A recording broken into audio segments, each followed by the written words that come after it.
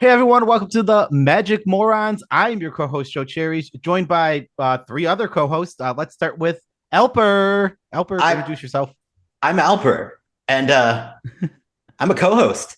Next, I'm Alison, and I can't do an introduction, even though I want to. I just did it. I did it for you, and I did it with higher energy than you've ever had in your life, kid. Damn it! 5 seconds in, and you're insulting people. I love you Oh. guys.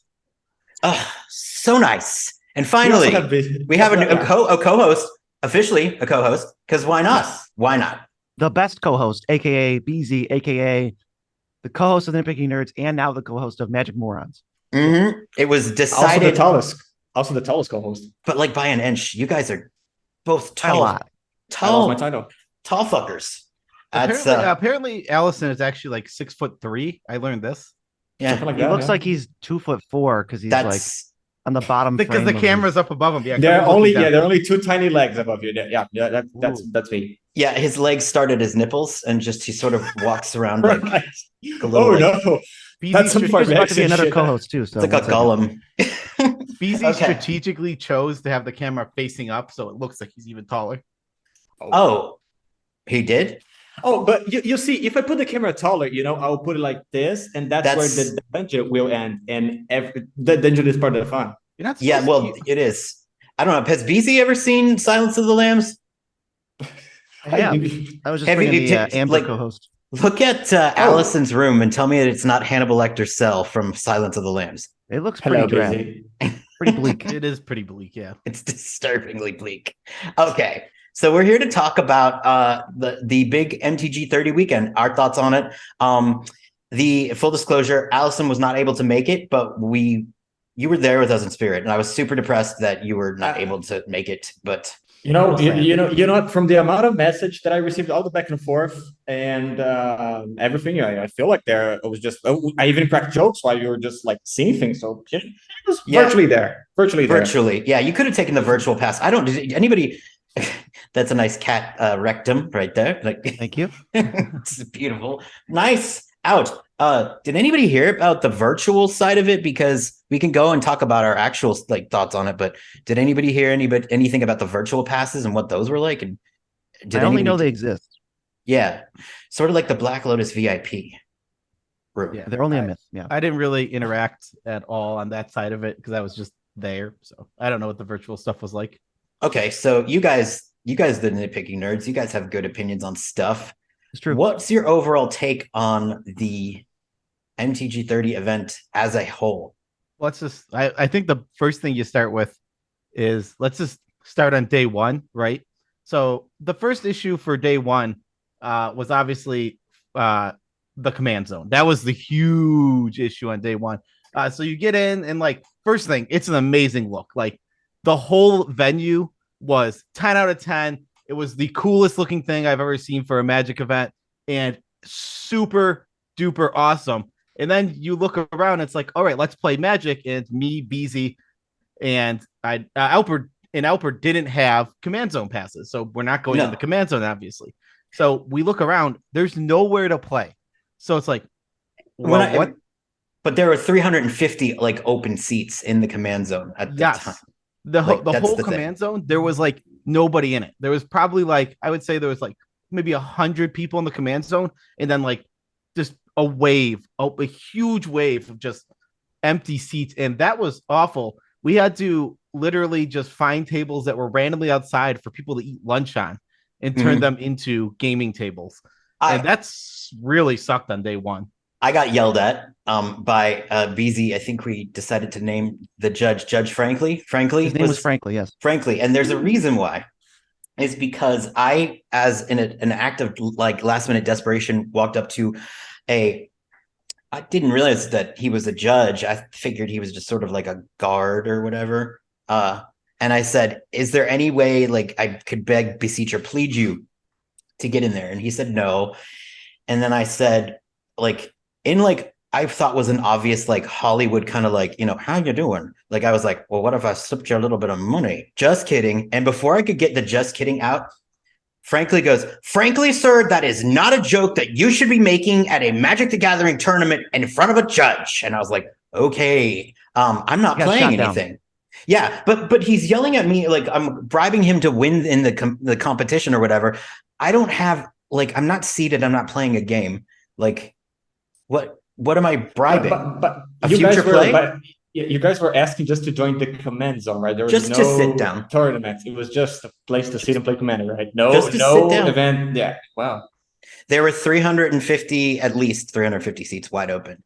I think that there was enough complaints that by the next day, those seats were now available to the general public. General public also being, I think, our total that between me and Nate's tickets was $1,000.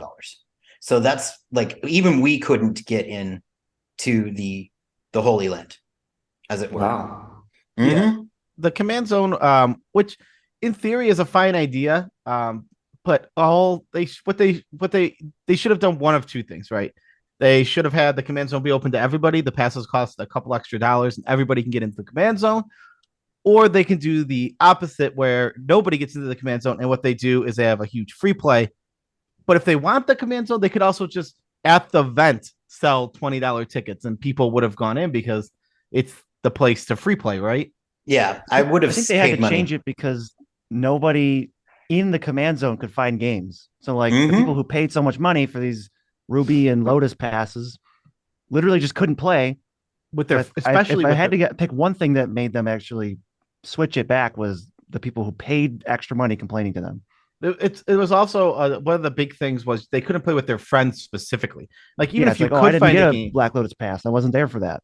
yeah, exactly. It's like let's just say Oh, you came yeah. with 10 people. The odds that all 10 of those people had a Black Lotus or a Ruby pass were slim to none. So It was zero.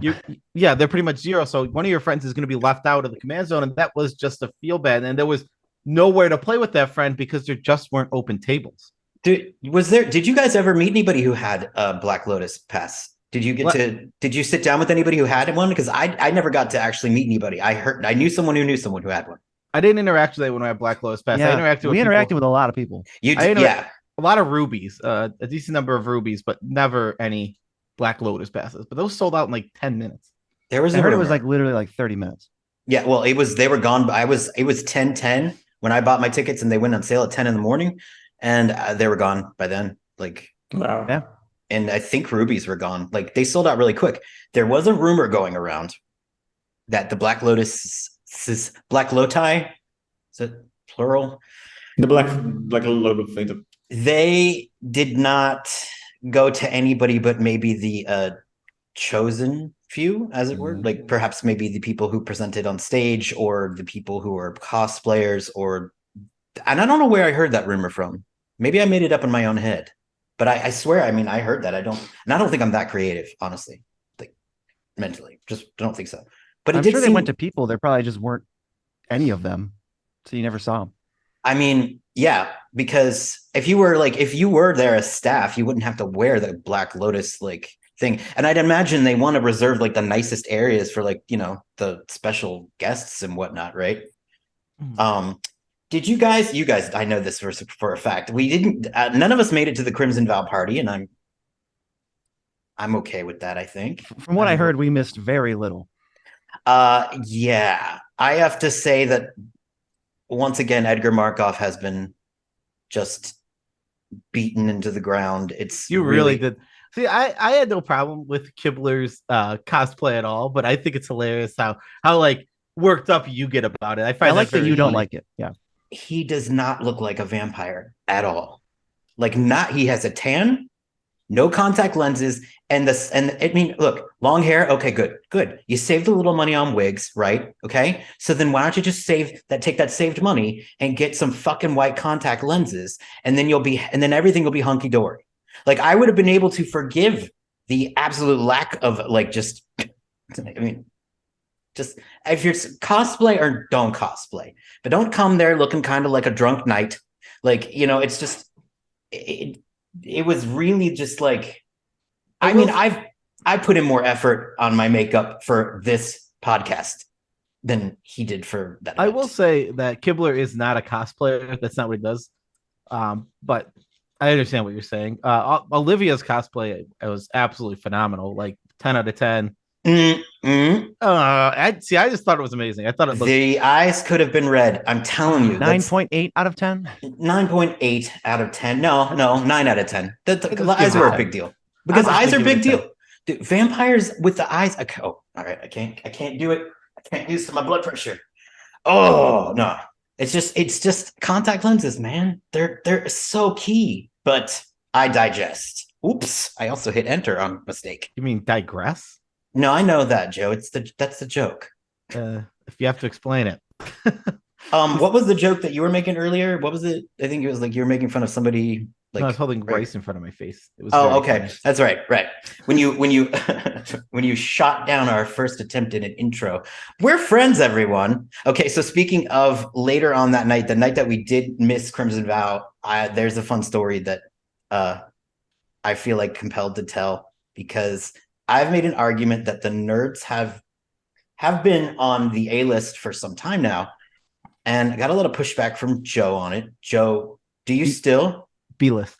B list? Okay. B plus. Anybody watching, and I think that your fans will disagree with you. So we're walking down the streets of Las Vegas, and I'm telling a story randomly about how, as a journalist assignment, I followed John Travolta into a special event by pretending like I was part of his posse.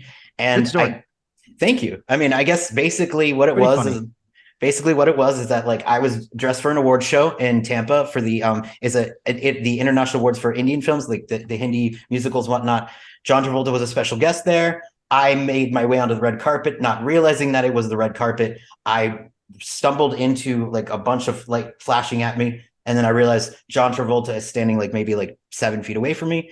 And I was yelling at my editor because he had gone inside and took my ticket with him. And I was like, all right, listen, just stay on the phone with me. Stay on the phone. I'm going to follow John Travolta into the stadium. And then that's how I'm going to get in. And that's how I got in. Like literally just followed him down the red carpet, like a Hollywood agent, just screaming in the phone. And it worked. And then right as like I'm finishing up that story about randomly running into famous people, who did we run into? Guys?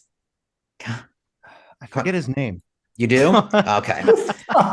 Like Jim or something? Yeah, no, I believe it's Josh. Jimmy Lee Kwai from the command zone or something. Josh Lee Kwai, I believe, is the name of the person that we literally like ended up on the same, like we were waiting to walk together.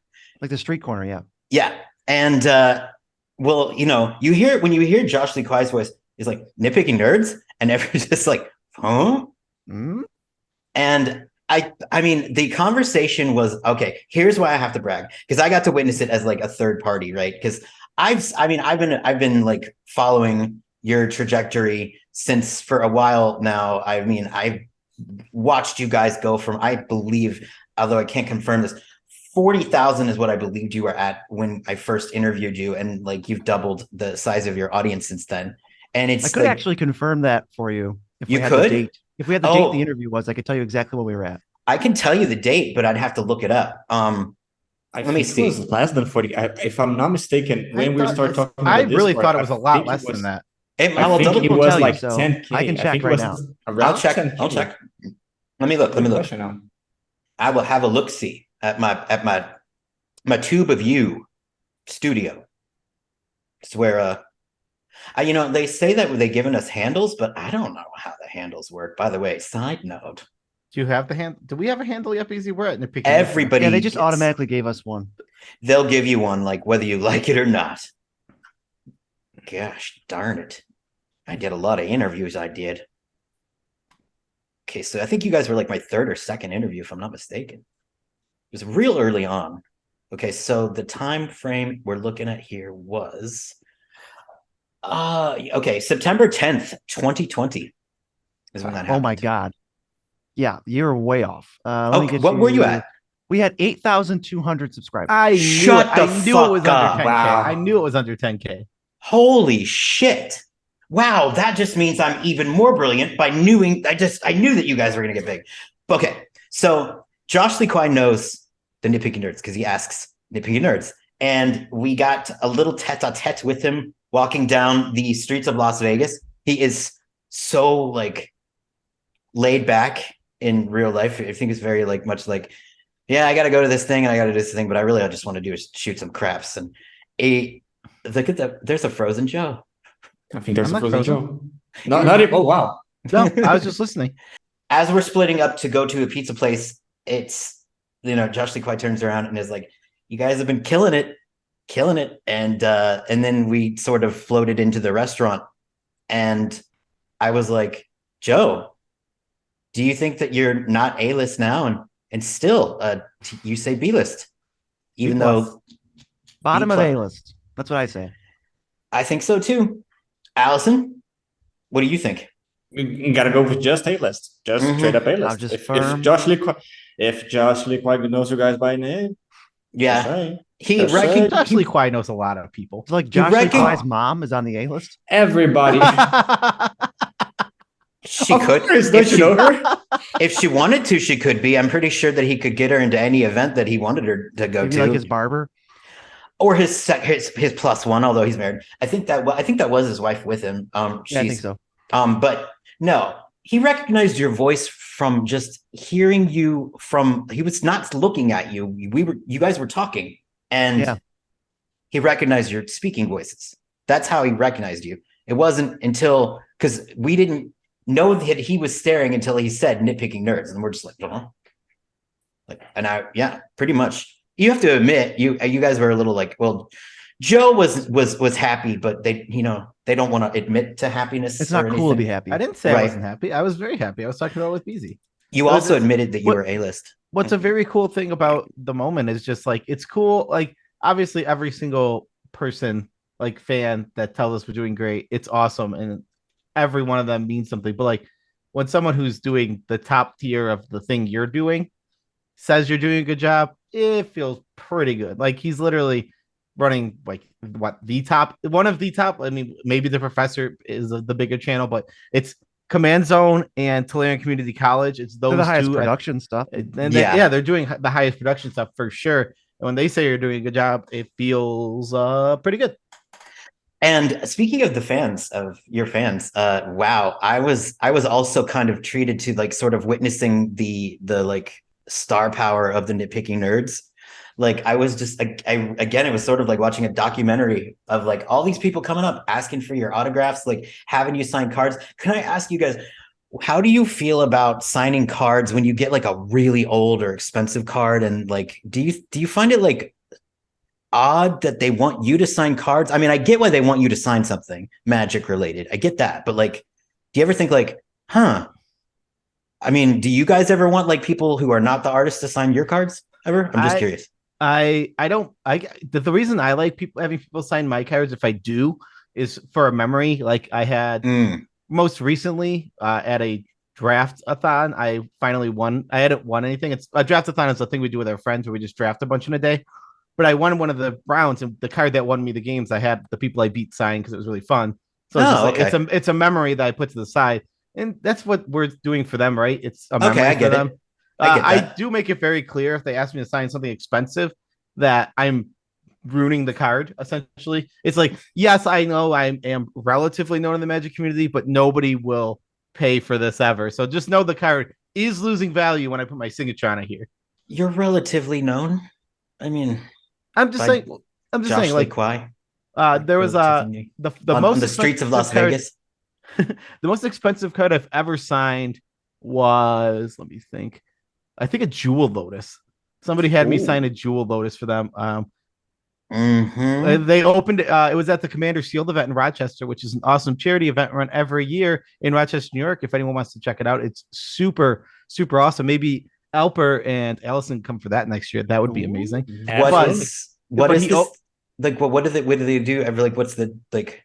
It is a charity event. And so what they do is you buy a ticket and you get a ton of booster packs and you build a commander deck out of it, and then you play rounds, and it's super fun. It's an awesome event to play in, and it's 100% for charity. Last year was the Trevor Project. They raised like 13 grand. They raised it, and they'll raise more next year because it just keeps growing. Last year was the Trevor Project. This year is a Trans Lifeline. It's literally the coolest event. But the guy just opened a Jewel Lotus in his packs, and I was at the event. He's like, "Can you sign it to me?" I'm like, "Absolutely. I'm ruining it, but I will 100% sign it for you." You know, one time I accidentally threw away a jeweled lotus. Oh, Yeah, I was at Target. I pulled one from Target at a Target and thought I was throwing away the trash of the card wrappings, and jeweled lotus was in there. And I didn't realize it until it was too late. And it was just like, yeah. Couldn't dumpster dive? I actually did. And there was too much for me I didn't want to get hepatitis. Once you start running into like the biohazard, you're like, all right, it's gone. It's gone. That's sad. But I digest. So, okay, I have a little bit of a story that I kind of did on my own, but I did get to show a picture of it to Beezy the day before, and Beezy gave me one of the best reactions ever when I showed the photo of what it was that I was going to see. I got to see the original Black Lotus painting in person, which we'll be putting out a video of that on my channel, Concepts Legends. Got to hold it. That was very stressful. Very stressful. I showed the picture to Beezy, and he goes, "Oh, that's a cool print." And I was like, "It's not a print." And he goes, "It's like fans and stuff." It was like I swear, it's like, "Oh, I declare. Oh, I'm having the vapors." Oh my stars. It's like, oh man, it was intense to hold that thing. And then so my cameraman Nate, like I'm holding it in the video, and he's like, "Flip it over," because Christopher Rush had signed the back, and I'm like, I can't flip it over. Like I'm just like, I was like, what do you want me to do? Like spin it around like one of those street signs when it's like, you know, like you're outside trying to sell Black Lotuses. It's like Trying to sell that. Oh no. sold for $4 million. Ooh. 4 mil. And money. the second most expensive fantasy art painting ever sold. what's the first? Frank Frazetta, a Frank Frazetta piece. I forget the name of the actual piece. I think it's Cleopatra, maybe. I believe something Egyptian, I think, but it went for 5 mil. And then like apparently Logan Paul's like Pikachu card is worth like a lot of money too, which I'm like I'm sorry, not Pikachu, Pokemon. So, yeah. Logan Paul. It's funny because I'm a wrestling fan, and he's in wrestling right now. Actually, he literally wrestles? he does. He's in WWE right now, and he does matches. Oh, wow. But he to WrestleMania this year, he wore his whatever the card like as a piece of jewelry. It was like a necklace, right? That's what the guy, like, Daniel Chang is the guy who brokered the painting. Shout out to Daniel. He did mention that it's like encrusted with like diamonds and stuff, which is kind of funny when it's like, okay, so like the cheapest thing on that was the diamonds, right? Like the card itself is worth $5 million, and there's no original art for that either. It's all digital, isn't it? I'm not sure. You might be correct about that. But Pokemon, it's weird, man. Like some of the Pokemon variant cards is like people that do sculptures and take pictures of the sculptures. It's a lot. It's a lot of different things. Oh And yeah, the Pokemon collector art things is wild. the collector things. They go wild. They go really wild. Yeah, they have like claymation. Some cards are just claymation pictures. Haven't we got that guy that did the saga from Kaldheim? He like did it on wood actually and took a picture. Yes, Victor. It's Victor really Adame. good. Yeah. That one is so good. Which card is that? Yeah. Is this you're talking about in Magic, the one that Victor did, right? Yes, exactly. I was gonna say like, oh, we don't have that in Magic. Like, oh no, actually we do. That guy took a picture of. I think he crossed it on wood that time. Yeah, let me look it up. It is. It is from Kaldheim. Is it Binding of the Old Gods? I think so. I think that's it's Binding of the Old Gods. Yeah. That's pretty cool. Yeah, it is Binding of the Old Gods. Man, he did like I think if I remember correctly when I interviewed him, there was sort of like a joke between the artists of like, hey, if you do this, I'll do this. And then they just got obsessed about it. And he was like, I damned myself with that one because like once you start it, you can't stop. And like you run the risk of like that, like if it breaks or gets chipped, like oof. It's all gone. It's over with. In fact, that happened to Liz Danforth.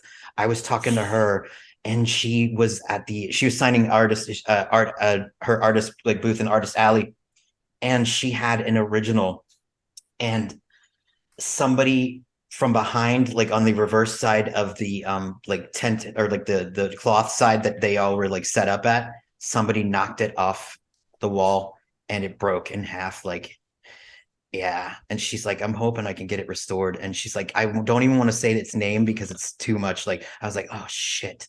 Like, yeah, that was a bummer. Damn. Talking about artist proofs, Alper went to probably every single artist proof there is. Nitpicking Nerds. Which ones did you guys? Do you guys have artist proofs? We played way too much Magic. We were literally playing Magic.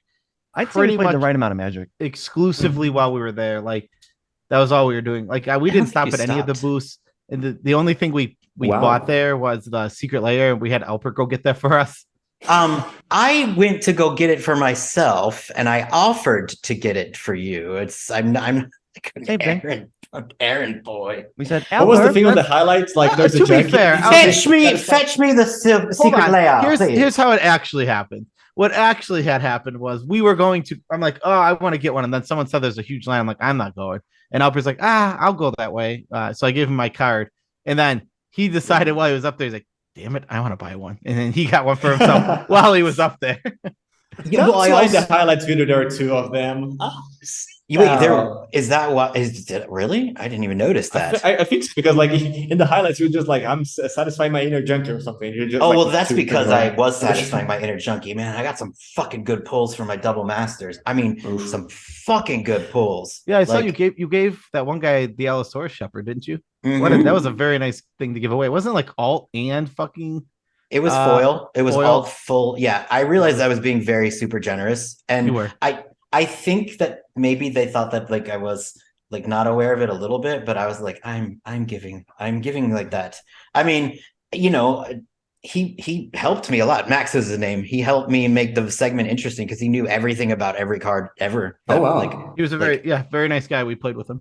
Yeah, well, you played with like literally. They played from like when did you guys arrive there to like start playing in the like afternoon? I mean, I think at least I got in like. I think it was 17 games that weekend. Wow. And like they're probably, 30, 45 minutes a piece. I probably missed out on like two of them, right? Because I left the second day a little early to go watch the Bills game. So that was the third day. That was it was like 20 actually. 20 games. Yeah, so I probably played like 18 or 19. I went to the Phyrexian lore panel. I did do that. Did you ask about Glissa? Asking for Glissa? I asked about Glissa because what'd they say? Well, I believe that Glissa is going to have some answers. Like there's like at least from what I understand. I would hope so. I mean, that Glissa is awesome. That was one of my favorite cards. It would be very disappointing for Glissa to not get something, right? Because she has a whole arc in the original Mirrodin. She was like the main character. She's three books written about her. Her and Slowbad, right, are the main characters. Yep. Of OG Mirrodin and Obosh, the or what was it? No, not Obosh. What's the name of the freaking Gollum, or not the Gollum? He's like Karn, but he's not like Karn. Talk about Memnarch? No, Memnarch. No, not Memnarch. Shit. He's like Karn, but he's not a Karn. Okay, forget. I gotta look it up. You mean the Koff, the mountain guy? No, he's metal. He's a metal man. Tall metal man. Tall metal man. Iron Man. Oh no. I will pull it up. I'm gonna find it out right here because I'm gonna look up Glissa. Please. Glissa, the Glissa wiki. Thank God for the MTG wiki. Like just saving my ass. Let's shout out to them for doing that for basically free. I know they get some ad revenue, but we use that a lot. I figured it was done by like a group of people, but it's definitely more. It's probably so. Wikis tend to be done by more than one person. They tend to be able to be edited by more than one person, but usually all the work is done pretty much thankless and payless, except for whoever's running the site. Really? Well, yeah, because then there's just no way. Shout out. There's no way to monetize it correctly. Like the person who makes the site and is getting views on the website and is getting ad revenue is making something. But all the editors probably aren't getting a ton. Okay, so I wasn't far off. It was Bosch is the name of Bosch. Oh yeah. Mm-hmm. I was actually thinking Bosch, but I thought Bosch, and I went, Bosch is nobody. Who cares about Bosch? Bosch was a friend. He was a big friend of like, and of course, literally, he was huge. And like everybody that was in the that arc, it ended horribly. What happened to him? he met his demise apparently when Glissa summoned the Kaldra Avatar, which Memnarch took control of in order to capture Glissa, squashing Bosch in the process. Oof. Like, Wait, that's what it isn't says. Bosch a giant? Bosch Yeah. is It's like a 7/8. But Cauldron Yeah, is but- Cauldron. Coldra I didn't know Coldra was that big. Cauldron's a 10/10, No, man. but it's an an 8/8. but it's also an avatar, right? Because like Sarah's avatar is like a big boat. Like I don't what is the thing in Sarah's avatar? It's huge. But yeah, Slowbad really is he met an unfortunate end, right? Because He did nothing wrong. Sacrificed Yeah. himself. well, none of them Sacrificed did. his Planeswalker Spark. Yeah. Yeah. And he was tortured too prior to. And then Glissa, poor Glissa, literally spends like all this time trying to save her people, and her family's massacred.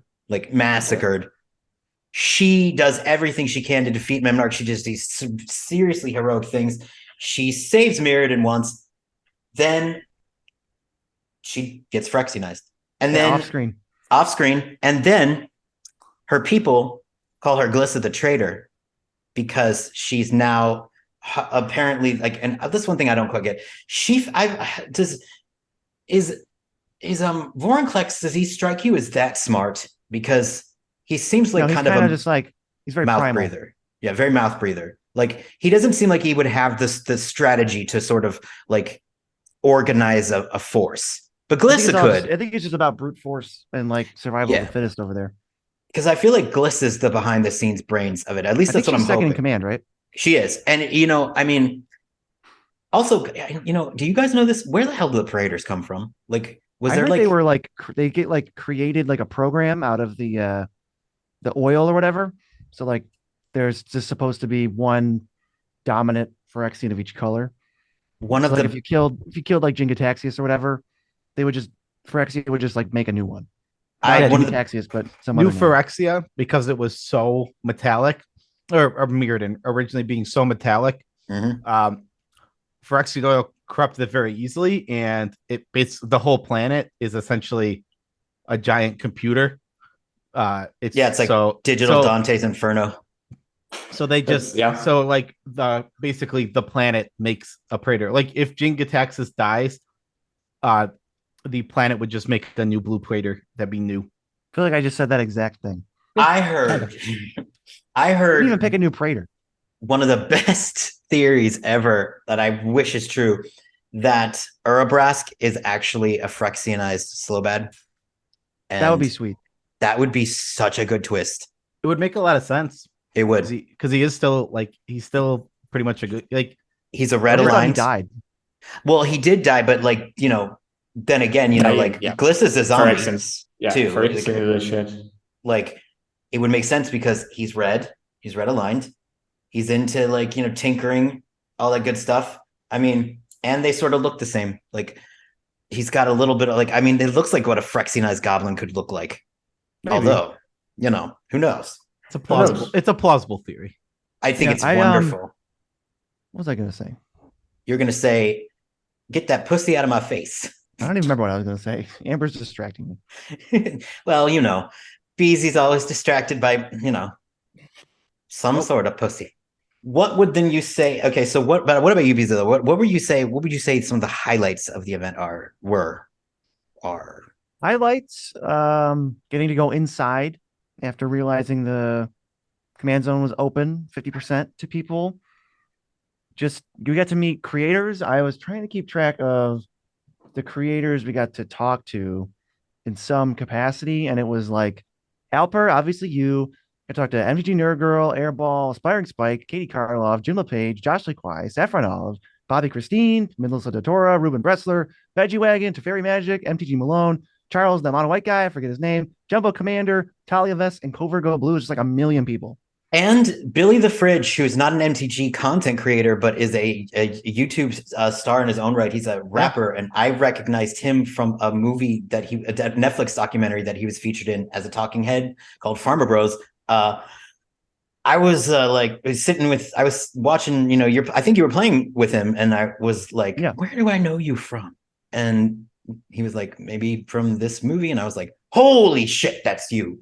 I ended up being like hanging out with him the entire like next. We went saw the Phyrexian lore panel together. We both got in trouble when we took down our masks to breathe, and then the security guard came up, and then I did not think this out. Billy was smart. He had chapstick on him like at all times. So if somebody said something, he's like, "Oh, I was just putting on my chapstick. I didn't realize that. Sorry, I forgot to put it back on." Which And you had nothing. I was like, I was also putting on his chapstick. I was like, How did we feel about that though? The masks, because I took an exit survey, and they asked me whether or not I wanted masks next time. I was like, it's interesting. I mean, I'm not one to complain about masks because it really does not bug me. It bugs me. Okay, it bugs me a little bit, but I'm willing to wear a mask and not complain about it for a whole event. But if it's strange because Vegas is so ridiculously overcrowded, and when we were walking down Fremont Street, we're like shoulder to shoulder with hundreds and hundreds of people. If it was out there, it's just weird. And I know Magic is trying to be, they're trying to do the right thing. They're trying to be progressive in the right spots, but it felt almost pointless, right? Because you're in Vegas surrounded by so many people who are tourists from around the world. Literally, the event feels like the least populated thing in Vegas. That's how insane Vegas is. Yeah, like we were there. I mean, we didn't think about it, but it was like around Halloween was happening, and it was like it was intense, but it was cool. But it was also like there was one night where we went out. I can't remember. As when we were on our way to have dinner with Anson Maddox. That's right. And so it's a whole nother story. But we were walking down. That's not called the Strip. What is that thing called? Just the Fremont? Is that what that giant Fremont overhang? Street. It's called Fremont Street. Yeah. I had a jacket on that people wanted to touch. And so I thought Beezy was behind me, and I felt like this single finger trail down my back like this. And I was like, ugh. Turn around and be like, what the hell? And it's this drunk lady. It's like my glitter jacket. And when you touch the glitter, it changes color to a different glitter. She's like, oh my gosh, sequins. I just have to touch your sequin. I just have to touch your jacket. It's so cool. And then this other twin of her came up and was like, oh my God, it's so cool. And, two more of them come up. And then a guy comes up and he's filming them touching my jacket, with his cell phone. And I'm just like, where are my friends? And they were like, wow, you guys were 30 feet ahead. And I was just like, I need an adult. And it was once I shouted, where's my friends? The lady was like, oh my God, we're creepy, aren't we? And I was like, a little bit. Yeah. Leave me alone. Yeah. I was like, I felt very Night of the Living Dead, where people coming at you jacket. I mean, I do expect some sort of reactions with my clothing that I wear, which by the way, somebody said something to me about everything, including my shoes, just saying, but, I didn't expect to be accosted all at once by multiple hands. I maybe they thought I was part of the Vegas show. Maybe they thought I was part of the street or something. On your way to a street circle to perform? I was, yeah. Oh, what do you guys feel about that little kid who was drumming? The little kids who's out at late at night drumming. I was like, is that classic, child? Toddlers and I found very peculiar exploitation thing. Yeah, I found peculiar about Vegas was there was a surprising amount of kids out on Fremont Street, and it just what are they doing? It did not feel like the sound was incredibly loud, which is terrible for hearing, absolutely terrible especially for children's hearing. It was bad for our hearing, and it was even worse for children's hearing. Yeah, little baby. It felt strollers. They were literally pushing kids through on strollers. It felt very strange to me. It's just Fremont Street. It doesn't feel like a place for children at all. It isn't. It isn't a place for children. There is literally just maximal nudity without just being being naked. Nude. Yeah.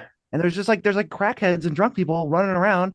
There was a dude who was walking through the crowd, specifically checking and bumping into everybody, and he just slammed me. And I'm like, what if you run over a kid or something? I mean, yeah, no, I think that for me, and this maybe I sound a little judgmental here, but if you have a young kid, Vegas might not be a place for you for a little while. But at least not Fremont Street. Not Fremont Street. There is spots in Vegas. We went. There are. Yeah. Me and Beezy on our last day there went to a place called Area 15. And I saw that driving to the airport. What is that place? That place was a club? It basically has the one we went to specifically, I can speak of because I didn't go into the other ones. But they had this. It was called Omega Mart, and it was a interactive art exhibit. Basically, it was super cool. Everything was like designed by different artists, and the guy explained to us that the company Meow Wolf is their whole thing is that they employ artists so that artists can get stuff like healthcare through them. And they have them design these things. And this interactive art exhibit is constantly bringing in money so they can pay the artist, which I thought was super cool. And it was so cool because like something about like an art exhibit is you walk around, you've seen everything, you're out, right? Like this place made it into a game. You had like this little card that you would go up to like machines and you would scan it and it would tell you something, and then you go to another one and you have to find stuff around the place. There's like this storyline playing out that you're There's part a whole of. story. Yep. It was like trapdoors and hidden stuff. Oh wow. Is it is that everywhere. like what do they call those rooms where you get trapped in them? What are they those like like an escape room, escape rooms? There's no escaping. Yeah, you can leave. You can just leave whenever. Yeah, like an interactive environment. It's a narrative room. It's a narrative room. Well, more like choose your own adventure. Sounds like that's kind of what it is. It was like honestly like 10 out of 10 cool, and like wow. Everybody who worked there was so nice. I mean, like they literally give you like adventures to do. It was super fun. You guys were there for for how many? You were there for a week, weren't you? Yeah. For Vegas, yeah, we were only in the Omega Mart for like 6 hours, but that's a long time. That's no like I think I spent... it was so cool. I mean, literally we were exploring that place like nonstop because it's just like the whole thing. Like when you first go in, like you're like, oh, this is a store, okay. There's a bunch of like, gag items, and they're all the items are gag items, and it's super silly, and you're like, wow, this is. And then you slowly start going, and it's like, oh, look, this freezer opens, and it goes to somewhere else. So you like can go through the freezer. Love it already. Love it already. This back, and it's like there's all these cool lights. It's a little village. When you go into the freezer, is it cold for a second when you go into it? I don't think so. I don't remember. Okay. I was like almost perfect. Almost perfect. I was like, oh my God, if it's a freezer with frozen air, I might pee myself in excitement a little, just a little. Wow. Is that your thing? You know what, Alper? For you, it was freezing cold when we went. Thank you. Yes, that is my thing, Joe. I like to pee when I get excited, like just fair. A little. Just we don't judge here at Magic Moronz. No, because it's the clues in the name. No, Joe, I don't pee a little when I get excited. I pee a lot. You just urinate. I just release. No accident. Which no, it's not an accident. No, I mean, like it's on purpose. I just pee everywhere, and that's how I got my nickname, Diarrhea Pants. So anyway, it's okay. So the Omega place, you got to go into freezer, and then freezer took you where? Like where else you go? It takes you to like the back part of it, which is like like the front is just a store, and it's like it just looks like a kind of normal-ish, and then like there's all these pathways, and they're all weird. They can go through the janitor's closet, through the back of like the meat, like behind the deli, and like through all these weird places, it leads you to just the other parts of the stuff. And it's an adventure, like discovering everything and seeing where everything is and what it is. It's super cool. Oh, wow. It's like a children's museum for adults or something. Kind of. It is. Yeah, kind of. Yeah. And it's just like there's just random rooms. Like me and Beezy walked in this run room, and it's like photosensitive. It's like, okay, let's go in. And like basically it goes flash, and it's like, what is going on? And then it's pitch black. Yeah, and then the image that you were of you, that it took a picture of you and like put it on the wall, and it looks so came in. Cool. It was so cool. There was a room with just lasers that was very cool. Bunch of mirrors. Holy fucking And they had shit. like people walking around in costumes just being silly. Coolest thing. When you first walk in, the security guy they scan you to make sure you got nothing on you, but instead of just scanning you and being boring, he's like zoop, boop, beep, boop. Yeah. He's like making noises with his mouth as he's doing. That guy was great. It's like and that's everyone in there. Everyone in there is doing something weird and silly the whole time. They're like super happy to be there. Wow, I mean that sounds like a pretty fun place to work. Why can't security guards be like that all the time? Or like just like beep, beep, boop, boop, boop, boop, boop. They had bomb sniffing dogs at the Magic event, which was pretty cool. They did? Like they did. Wow, It was- big You, deal. you wanted to bet the balls? They definitely weren't there for drugs because people were going. Everybody had drugs. yeah, I mean, no, well, And Magic's already called cardboard crack for a reason. So Well, I don't believe that there was any. No, they were definitely there to sniff out bombs, I believe is what they were there for. But I'll tell you this much: they You're were right. super convenient for me and for Nate, because Nate had a very densely packed like equipment, and cameras and shit, right? everything in there like seems like a weapon when it goes through the metal detector. So little dogs just came up. Well, not little, they were big. They came up and just go, and then we're good.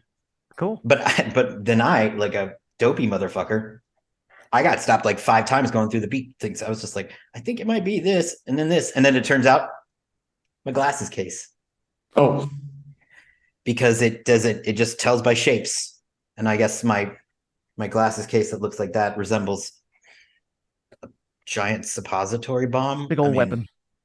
Like I don't know what gun. I mean, gun shaped. I don't know. Did you guys see the costume? You didn't even see the cosplayers at all, did you? We saw a few. We got to play with Talia Vess. We saw Olivia's thing. We saw Brian's Edgar that you loved. You saw it live though. You could have seen it live. We were having dinner. We didn't see it live. Okay, Oh, but we I was didn't see wondering. the live thing. We saw some of the We cosplayers. did We see saw the Talia Ashiok live. who ended up winning. That was amazing. oof. He walked by us, and I was like, "Whoa!" The Ashiok was insane. It was But it had like, some like it smoke smoked. and everything. Yeah, it Smoke smoked. came out of it. Yeah, damn. It was an amazing cosplay. Yeah, you couldn't tell, like, and it's like it was even on point where it was like you couldn't tell, like it was like a they too as well. Like you couldn't determine what, like look, it was very, very good. I'm curious to see what the person who played Ashiok looks like underneath all the makeup, because like they really sold it. It was 100% like it looked the way like Ashiok should look. The Atraxo was really cool. The amount of like, I just knowing how much like, I guess like, I don't know what's engineering had to go into it, because that thing had to like function. You had to walk around in it, and she still had like the giant like wings and the tail that flipped around, and it was that looked pretty nuts. cool. I think I saw it on your video. Yeah, it was really insane. It was madness. There was a couple kids running around as I think Dana was like Chandra, and then there was a Jason Liliana running around too. Oh, Yeah, no, that apparently that's like I found them on Twitter, and they're on the Twitter. They're called Family the Gathering, and like the mom, the dad, and the kids were all cosplaying. It was super cute. The Dana girl, she's the like competitive player, right? Or she's like she's semi-competitive. Yeah, Well, I mean, Day you two she's GPs and stuff. She plays elves a lot. she's been in some GPs or something. she's like the youngest person ever day to a GP. I Far mean, now. I think I saw her once. It was kind of adorable. I'm pretty sure that it was her. She was asleep in a chair, like dressed. Was she dressed as Chandra? She was Chandra dressed to kill, I think. Oh my gosh, that was her. Then she's taking a little nap in the corner. It was like, oh, sleeping Chandra. Then I thought Chandra's back to all those. tuckered out. Then I was thinking back to those poor kids on Fremonts, and then I was just like, Yes. oh, poor kids This on is the Fremont. play. Go to the Magic convention. Don't go to the Yeah, Fremont. like yeah. Although, yeah, don't do it. I mean, like, I'm not saying that I'm a better parent than those parents, but I'm a better parent than those parents, and I don't even have kids. Like, That's how I feel. Beezy. I wonder. Remember the family we met in the hotel? I wonder if that was the same one that was cosplaying as Jason Lilly. Oh, I never really thought of that. Because it was a mom, a dad, and two kids. Yeah, I mean, it might have been. you mean I think I saw them when I came in and you guys were talking to them. I Yes, believe that was when we met you at the hotel. Yes, I'm gonna go with yes. The Gathering. If you're watching and that was you, you're cool. I believe so that was them actually, because the kids like they were olive skin like complexion, like if I'm not mistaken, like the children.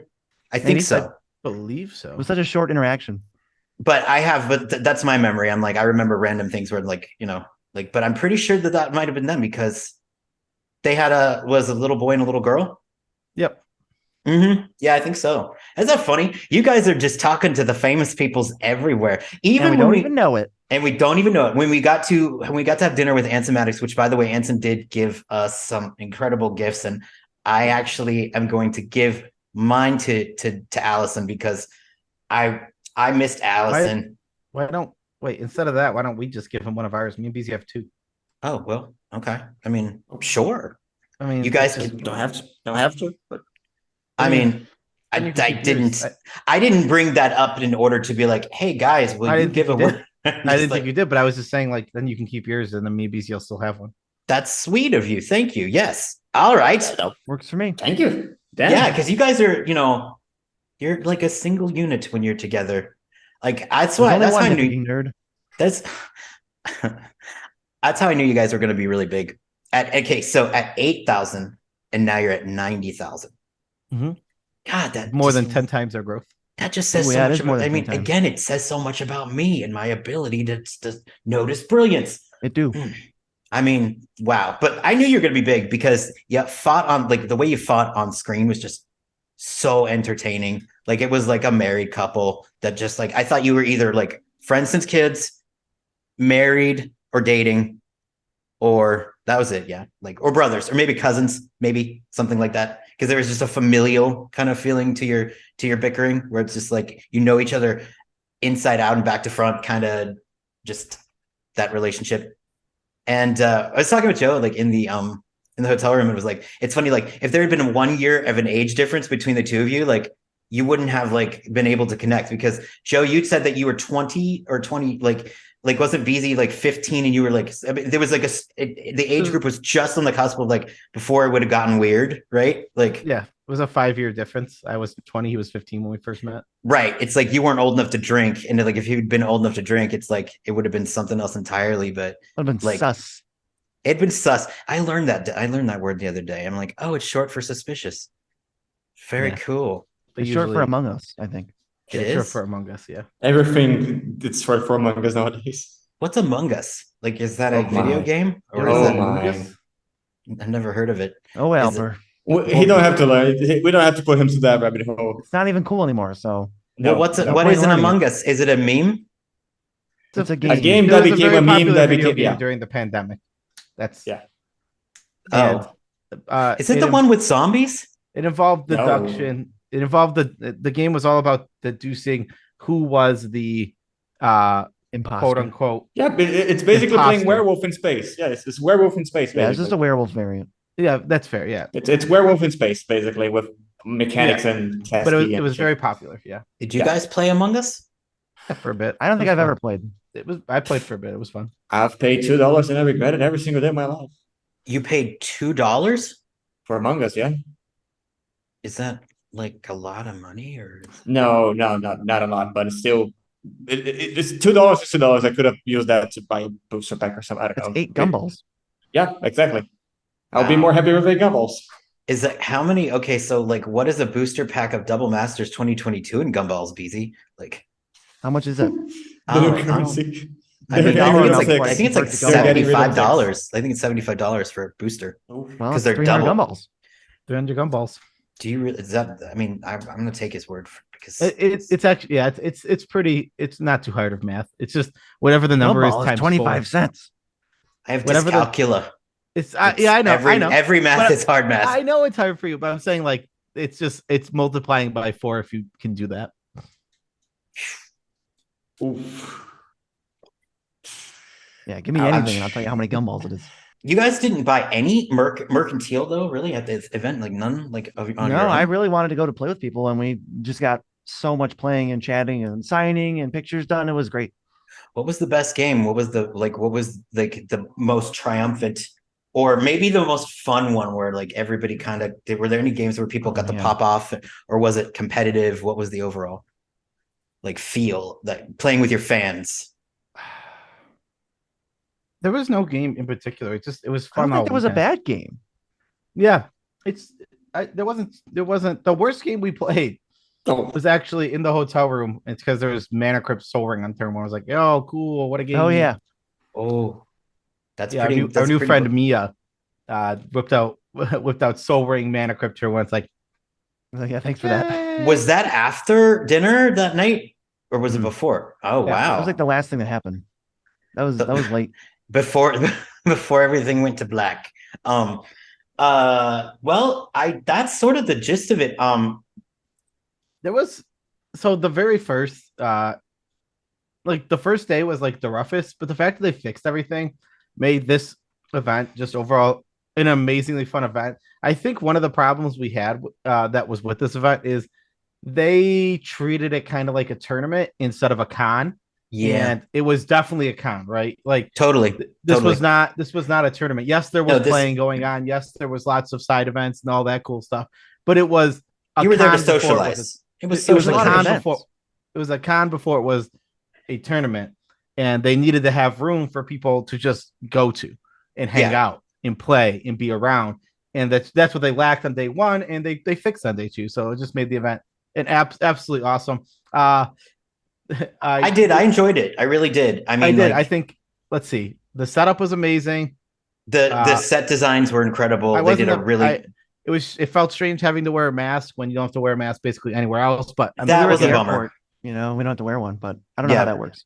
yeah. I, and then- I feel like honestly with that, I feel like maybe this thing was planned like during the pandemic, and there just wasn't any executive changes made.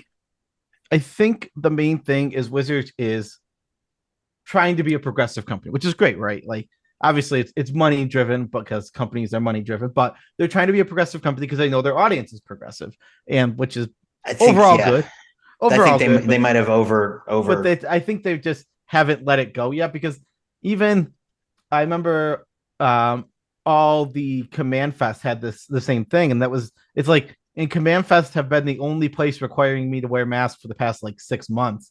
Yeah. Like okay, wait. So there's our Command Fests Wizard sponsored too? Mhm. But they're run by different companies. Like they hire companies to run them for them, but they are official Wizards things. I feel like they won't do that again because when I did the survey, they had me I was chosen to do the survey, which I did it because I thought there was some sort of reward, but as it turns out there was no reward, and I was a little sad about that. But No, they did ask. You get a good old thank you for your They time. just said thank you for your time, Yeah. and I was like, but I thought there was a reward. Please a booster pack. Please. Couldn't even get me a promo, please. A new companion booster I pack. did. I mean, Standard I booster pack. had the answer in essay form, but in any case, they asked at the end whether or not like basically my opinions on the mask situation, and it was like, would you have more fun if it's like, yeah, no. I mean, it's really hard to do. I'll say this much: it's very hard to do like a presentation with a microphone over a mask. Like you're like, what's that horrible filter sound? And you're like, oh, it's because I have Man. I have a coffee filter on my face. I mean, and I'm sure, selfishly we would have got recognized a ton more without a mask. Oh yeah. That was another thing too. Like the face blindness. That's the part that I think really stinks, is because people were walking by each other, not realizing who one another were. And you can't, like I recognize Beezy because for those of you who don't know, Beezy is about 2 stories tall, and you could see him approaching from the horizon. And He was actually used as a reference for the Godzilla land, the land and the whole thing, right? I did. I was like, okay, that's probably a Beezy. And then I just looked downward, and then there was a Joe. I was like, okay, There's a purple hair. I saw the purple hair, and I was like, okay, that's good. So overall, as you were saying, Joe, the overall closing statement for you, it was a lot of fun. It was not a con, or it was not a tournament. It was a con. And what was the final part of that? Like before we digested, Which I don't think Wizards has ever run a con, right? They run tournaments. have they never like? Oh, sorry, my brother banged Oh. on the window. It scared the shit out of me. it's Okay, sorry. that's does your brother know that about the door? Oh, he's just being a dick. Well, then I guess they. I found it amazing that he just like immediately just like flipped Instead it of off. And that's it. There we go. Carries on with the conversation. Is that a family thing? All the Wizards- Cherries family. All the GPs they've ever run, all the Command Fest, they're more tournament type things. And even though Command Fest can kind of be called a con, they didn't really have that kind of setup, right? There wasn't any of this cool like stuff there. It was just kind of like side events and that. This was a legitimate con where it's like everything is set up to look cool. There are awesome vendors everywhere, artists, and like, yeah, Command Fest has that a little bit, but like this was full blown like con. Yeah, one but thing I heard they Joe- could have done too from other people was like put some more resources into featuring or inviting creators, because originally they only had like 5, and that's counting Josh and Jimmy as 2, and they were kind of busy running stuff the whole time. So like, Yeah, I know they invited some people like super mega last minute. the which is really artists weird. They were could have done that very a lot better. artists were very late in the day to be announced, which was like, and then there's a huge summit happening in Utah, like in a couple of days, which is like the entire world is going to be at that one. Like it seems like everybody. I think that's what they want you to think. Really? They got the big, like, hey, everybody's gonna be here. Yeah, they did. They made like a big like Raiders of the Lost Ark thing, and I was like, okay, well, it's interesting. We'll see I how didn't that know one who goes. half the people Me and were. Beezy aren't going to be at it. We didn't really find the opportunity to go. Did you guys get invited? Yeah, We got invited to do the affiliate program, which we were not interested in. I have some problems with that. Couple problems with that. I mean, so we're not going to do that. Our thing is like it's either if you want us there, get us there. It's like we'll come to the event. Like we'd love to be at the event, but it's like I don't want to not know if I'm being compensated until after. I'm not gonna do. I don't want to do an affiliate program where I have to push this affiliate link and travel away from our friends. You mean right?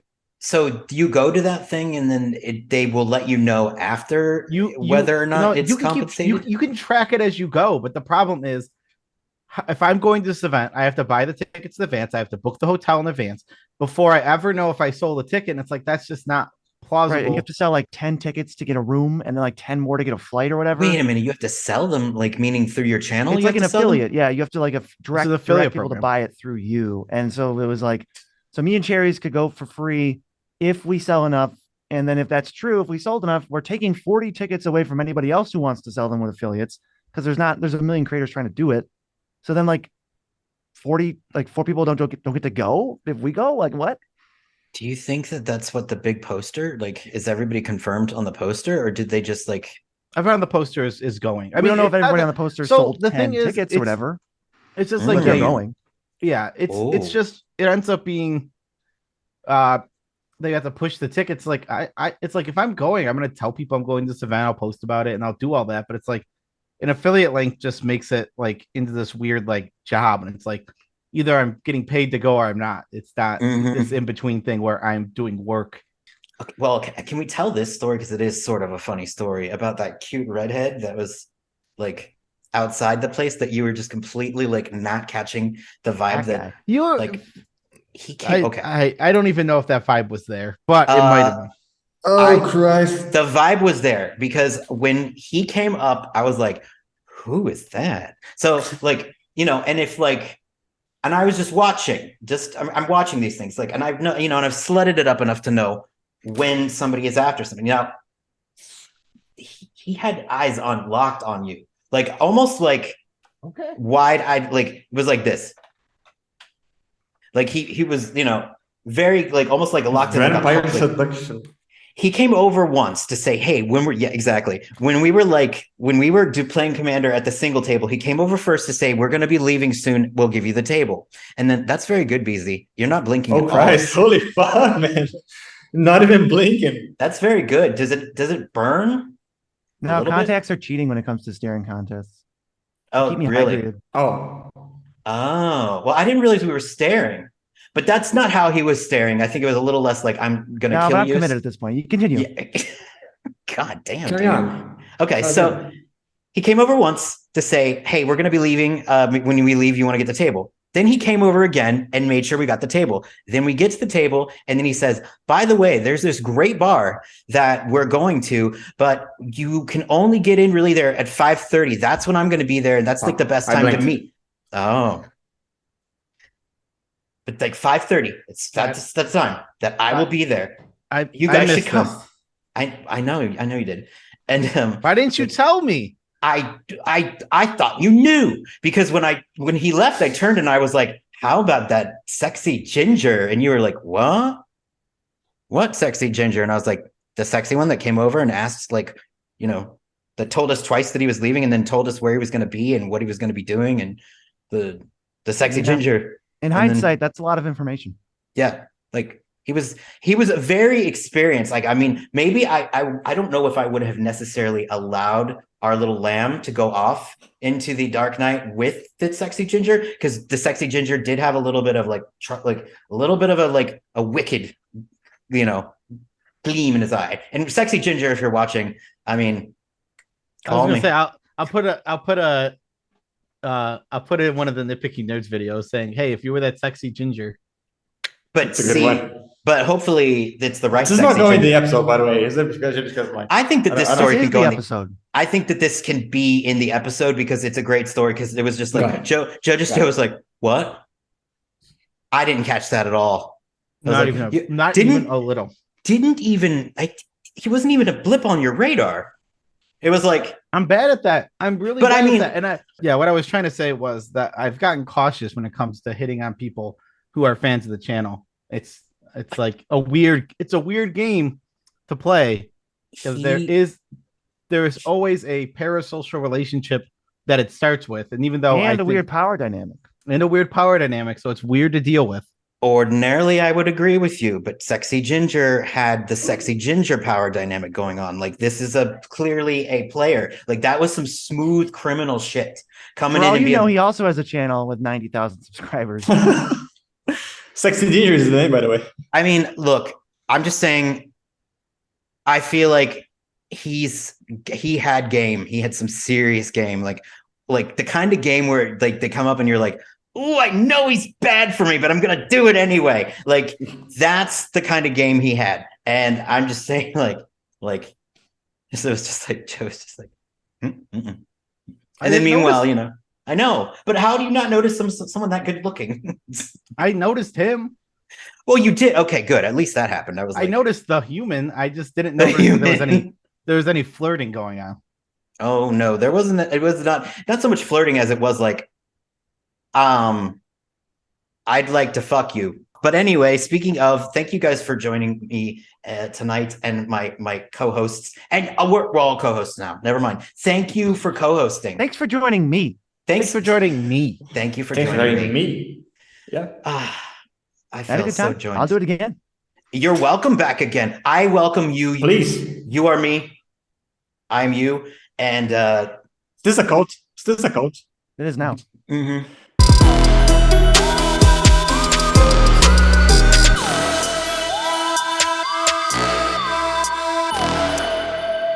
Bye bye.